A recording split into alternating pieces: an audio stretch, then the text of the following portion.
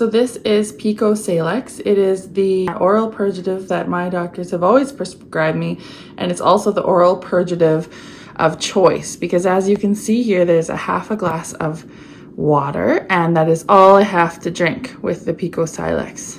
I'm on a liquid diet now. I'm going to do one now and one about 4 or 5 hours later. I'm going to cut it open. It is orange flavored, and I'm going to pour it into the water. Ta-da! Notice I'm using a Scotch glass. That will make me feel as though I'm having a tasty alcoholic beverage.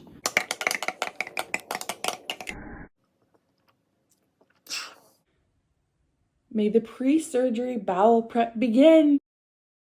Okay, so I drank there's my puppy, my oral laxative, and now I have to drink 2 of these over the next 4 hours. This is 1,000 milliliters of water. They want you to drink 2 liters of water over the next 4 hours, but I always drink 4 liters of water because I really want it to work. I am starting my second dose of bowel prep. The first dose I took 5 hours ago, and it has not yet kicked in. So I have not had an explosion. I have not had any bowel movements.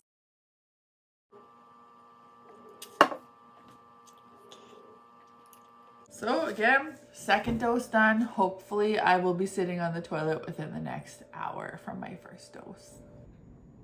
So as you can see here, I'm packing. I've got everything you could possibly need, from iPad to books to earbuds to earplugs, hand sanitizer, clothes, underwear, socks, slippers, flip-flops, iPad, gum, treats. You name it, I've got it. It took me a while to get it all figured out how to pack it in there. I also brought my blanket and my teddy bear and my pillow. I really wanted to feel like I'm at home. I didn't know how long I'd be in the hospital, so I packed everything up, and we had to be at the hospital on Wednesday morning at 6:45. So we brought all of my luggage up to the room. Keith was able to come with me because they had changed the visitor regulations recently. I took all of my luggage up to the pre-op day of admission clinic where they got me ready for surgery. It's morning of the surgery and we're heading on in.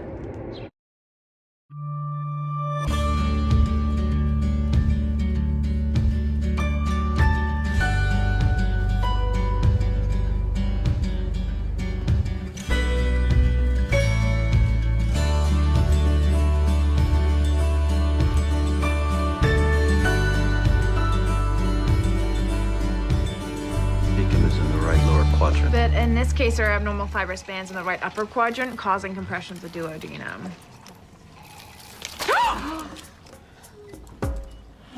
Oh my God. Oh. I'm out of surgery and Keith thinks I should record a little bit before the drug wears off. Drugs. I've been in recovery for five hours, so I'm having a hard time keeping my eyes open. Everything went well because they didn't know. I guess they misplaced the tumor. How do you misplace a tumor? I don't understand. All I have is butterscotch pudding and apple juice. And do you know what butterscotch pudding is? When you buy the 3-pack of puddings with vanilla, chocolate, and butterscotch. Butterscotch pudding is the one that nobody eats because no one likes it. Apparently everybody likes butterscotch pudding. My fingers are numb. Sort of weird. I'm okay. And I lived to see another supper of fluids. It is 2:40 in the morning and I couldn't sleep. So as per my pathway to get home, I was supposed to sit in a chair tonight. So I got out of my bed and I'm sitting in a chair with my lovely hospital gown. So this is called a calf cuff. It's loose right now, but it inflates and squeezes my calf. And it's so that I don't get a blood clot. And it's pretty loud.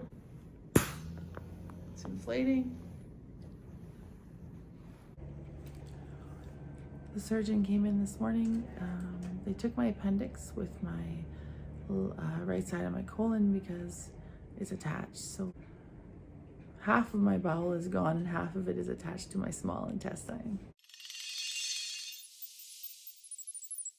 So the tumor was on the right side of my colon. So what they did was a laparoscopic extended right hemicolectomy. After the stomach breaks down our food, it is squeezed into the first part of the small intestine where most of the nutrients are absorbed. Once all the nutrients have been absorbed, the waste is moved into the large intestine, or the bowel, which is the part they took out of me. While in the bowel, the water is removed, and that's what forms our solid poop. So you can see here that they've taken a lot of my bowel out, and then they've attached what was left of my bowel to my small intestine. Now my waste only has half the length to travel and to remove the water. So my bowels need to learn how to take water out of my stool in half the time. Hey guys, it is 1:28 p.m. Keith left to go home to be with the babies, and I'm by myself, which is bittersweet because it's sad to see him go. I'm just so grateful he was able, that they changed the rules and I was able to have him here. I haven't slept much at all, but overall I'm happy. I got to have some chocolate pudding today and some soup broth and some white bread, and that's good. I haven't had any movement down below yet, but hopefully that comes. With half of a colon, I don't know how that looks or works.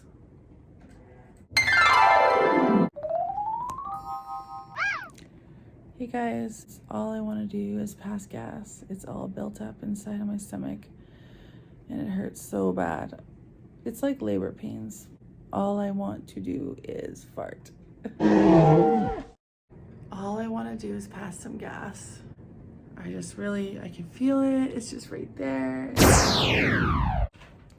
Guys, it's still day 2 and I finally passed gas. It was literally like there was a motorcycle coming out of my rear end. Anyways, I just wanted this.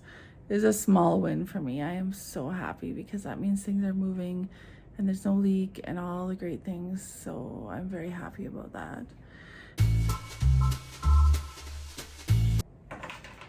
And it also means that I can keep eating food like yogurt and scones and buns and coffee. Get in my belly! So this morning I'm learning how to give myself a blood thinner needle. I'm gonna have to do that when I go home. And it's a safety needle. It's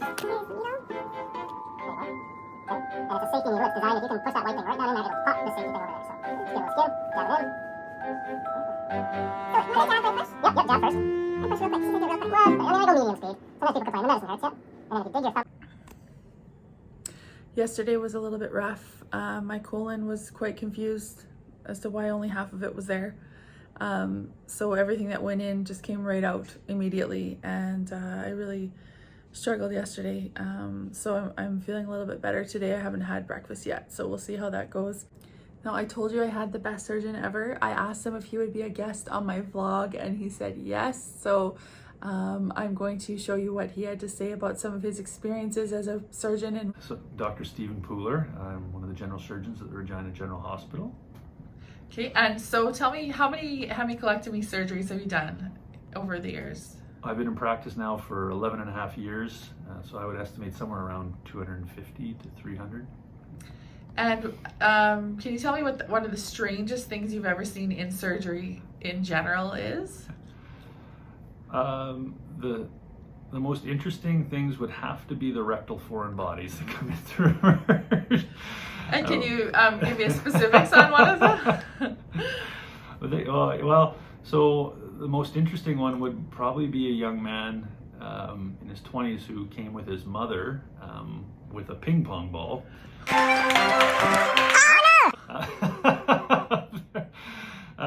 And it's always the stories of how they got there that's the most entertaining. So this was a drinking dare, and yeah, he followed through and couldn't get it out.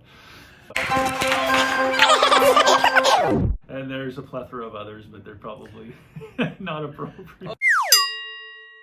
I'd have to say it's the people. I think as a surgeon, obviously we love the technical side of things like that, but I find patients in Saskatchewan are so appreciative of the care that they get.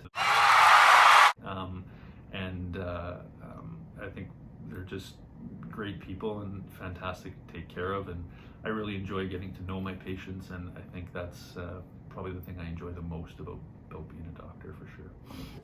He's a good man. So it is Saturday morning and the surgery was on Wednesday morning. The surgeon that's on call just came in and said I get to go home today, so that's exciting. I'm breaking out of this place. I'm feeling really grateful that this place could have saved my life, and maybe did save my life, or at least stop the cancer from growing.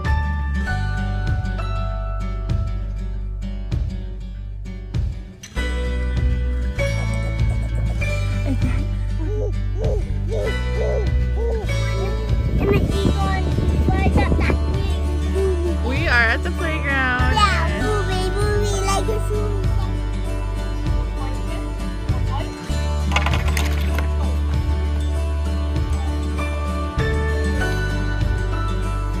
Just got out of the laxative, the car seat.